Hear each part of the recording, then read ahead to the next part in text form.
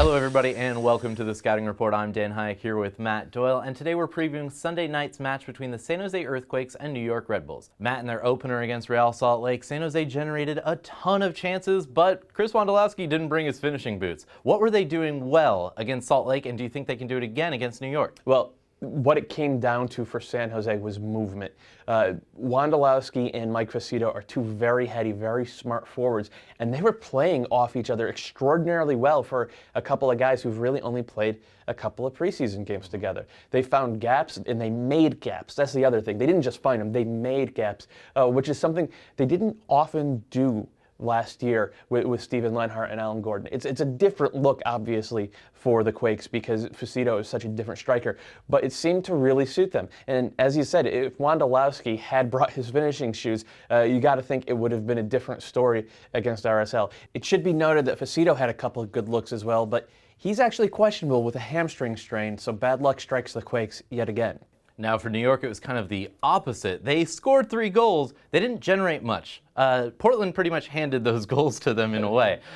Do you think against San Jose that they can actually generate chances for themselves? Yeah, I think they can. I think San Jose's defense looked a little bit loose against RSL, especially over the final 20 minutes or so. This isn't to say San Jose's a bad defensive team. They're not.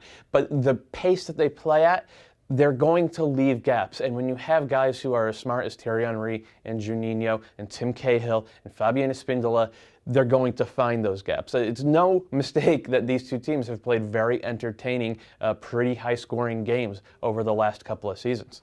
With Marvin Chavez injured for the Quakes, we saw Shea Salinas start on the right and Ramiro Corrales on the left. Ramiro Corrales, not really a pace option out there on the left. And the Earthquakes like to get at you. They like to run at you. Do you expect to see a faster, pacier option, Cordell Cato or maybe Sam Garza out there on the left against the Red Bulls? Not from the start. I think that Frank Yallop probably internalized the first 70 minutes and said, we did a lot of things right against RSL. As you said, they weren't hurting for chance generation.